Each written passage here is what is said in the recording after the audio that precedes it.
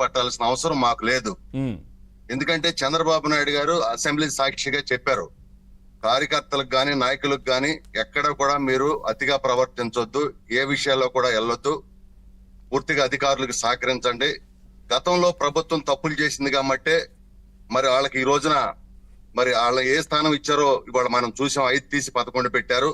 కాబట్టి మనం అందరం కూడా ఒక క్రమశిక్షణతో పద్ధతితో ఉండాలని చెప్పి చంద్రబాబు నాయుడు గారు అటు పవన్ కళ్యాణ్ గారు కూడా చెప్పడం జరిగింది.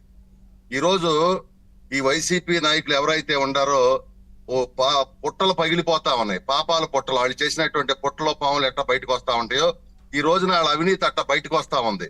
మీకు నేను ఒక ఉదాహరణ చెప్పదలుచుకున్న ఈ సందర్భంగా, ప్రతిరోజు కూడా తెలుగుదేశం పార్టీ కేంద్ర కార్యాలయంలో ఒక మంత్రిని పెట్టి నారా చంద్రబాబు నాయుడు గారు గ్రీవెన్స్ ఏర్పాటు చేయడం జరుగుతా ఉంది.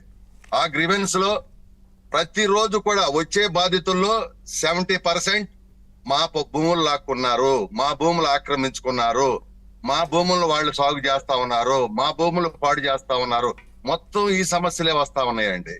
దీన్ని బట్టి మీరు అర్థం చేసుకోవచ్చు. ఇవాళ జోగి రమేష్ చూసుకుంటే వ్యక్తిగతంగా మాకేంటండి కక్ష, వ్యక్తిగతంగా మాకు కక్ష ఎందుకు ఉంటుందండి చెప్పండి.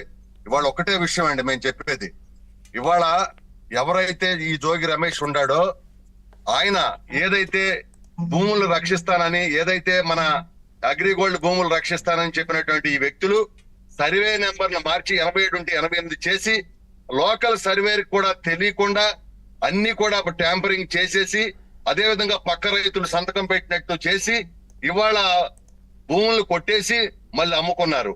అది కూడా వాళ్ళ కుమారుడు వాళ్ళ బాబాయ్ పేరు మీద, బయట వ్యక్తులు ఎవరు లేరు కదండి ఇందుట్లో, వాళ్ళ పేరు అమ్ముకున్నారు. కాబట్టి ఈ విషయాలన్నీ కూడా ఏదైతే పైగా ఇంకొక విషయం, నాకెందుకంటే కక్ష సాధింపు, అగ్రిగోల్డ్ వెళ్ళి ఈ రోజు న్యాయ పోరాటం చేస్తామన్నాడు. ఆ న్యాయ పోరాటంలో ఇవన్నీ కూడా బయటకు వస్తా ఉన్నాయి. దాంతో ఇవాళ చట్టం తన పని తను చేసుకుపోతా ఉంది. మాకు వ్యక్తిగతంగా సార్ గురుమూర్తి గారు ఎట్లా చూస్తారంటే ఇప్పుడు జరుగుతున్నాయి, ఆ అధికారులు ఎవరైతే ఉన్నారో వాళ్ళ పని వాళ్ళు చేసుకుంటున్నారు, సిబిఐ వాళ్ళు ఎంక్వైరీ కావచ్చు, ఇవన్నీ కూడా జరుగుతున్న పరిస్థితి కనిపిస్తోంది. సో ఇవన్నీ కూడా ఒక బీసీ సమాజం పైన, బీసీ వ్యక్తి పైన చేస్తున్న దాడులు ఇదంతా అంటూ ఈ కొత్తగా ఒక రంగు పులిమే ప్రయత్నం చేస్తున్నారు కదా అక్కడ. గతంలో మరి అచ్చెన్నాయుడు గారిని ఇబ్బంది పెట్టినప్పుడు అప్పుడు గుర్తు రాలేదా? కాదు సార్, ఫైల్స్ ఆపరేషన్ చేయించుకుంటే ఆ శ్రీకాకుళంలో ఎక్కించుకుంటే కారు విజయవాడ వరకు రక్తం కారతా మా నాయకుడు అచ్చెన్నాయుడు గారు నానా ఇబ్బందులు పెడితే కరోనా టైంలో కరోనా వచ్చినట్టు చేస్తే అది కక్ష సాధింపండి. ఇవాళ వాళ్ళు భూములు కొట్టేసి ఈ అగ్రిగోల్డ్ చెందాల్సినటువంటి భూములు, ప్రజలకు చెందాల్సిన భూములు కొట్టేసి వాళ్ళ పేరు డైరెక్ట్ గా పెట్టుకుని మళ్ళీ పైగా రికార్డింగ్ ట్యాంపరింగ్ చేసి ఇవాళ అమ్ముకుని ఇవాళ అవినీతి చేసినటువంటి వ్యక్తిని వదిలేయాలండి. మీరు చెప్పండి, ప్రజలకు చెందాల్సిన సంపదను వాళ్ళు ఇష్టం వచ్చినట్టు దోపిడీ చేస్తే మేము ఇవాళ చూస్తూ ఊరుకోవాలా? ఇవాళ వాళ్ళు అగ్రిగోల్డ్ పోరాటం చేస్తా ఉన్నారు. కొల్లు రవీంద్ర గారు ఏం చేశాడని అంటే ఆయన లోన పెట్టారు. అదే విధంగా మరి చింతకాల అయ్యన్న పాత్రుడి గారు, యనమల రామకృష్ణుడి గారు, ఆఖరికి మేము కూడా జైలుకి వెళ్ళి వచ్చాం. 14 రోజులు గన్నవరం కేసులో ఏ పాపం తెలియపోతే అమాయకంగా మమ్మల్ని పెట్టారు. అట్లా కొన్ని వేల మందిని ఇబ్బంది పెట్టింది జగన్మోహన్ రెడ్డి ప్రభుత్వం. జైల్లోనే కాదు సార్, చంద్రయ్య లాంటి వ్యక్తిని గొంతుకో చంపేశారు కదా. తోట చంద్రయ్య లాంటి నాయకుడు ఒక బీసీ బిడ్డ ఆ తెలుగుదేశం పార్టీలో పనిచేస్తుంటే జై జగన్ అంటే జై చంద్రబాబు అంటే కోని కోసినట్టు పేకను కోశారు.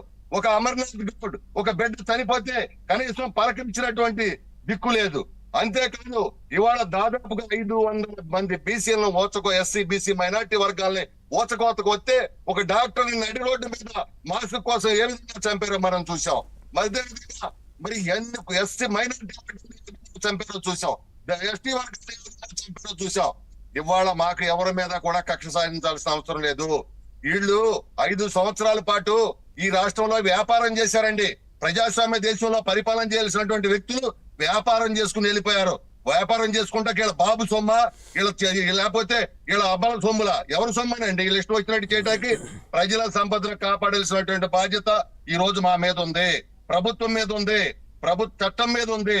వీళ్ళ కుదిరితే రాజ్యాంగాన్ని కూడా మార్చేవాళ్ళండి, వీళ్ళ కుదిరితే రాజ్యాంగాన్ని కూడా మార్చేవాళ్ళు. అది కుదరదు కాబట్టి అది చేయలే. అసలు రాజ్యాంగాన్ని అమలే చేయలేదు కదా సార్, మార్చడమే ఉంది. అదేదైతే అమలు చేయలేదండి.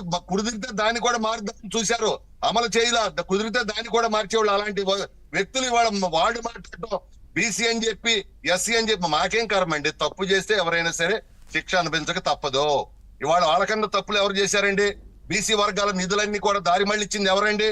బీసీ వర్గాలను చంపింది ఎవరండి? బీసీలకు చెందాల్సినటువంటి హక్కుల్ని కాలు రాసింది ఎవరండి?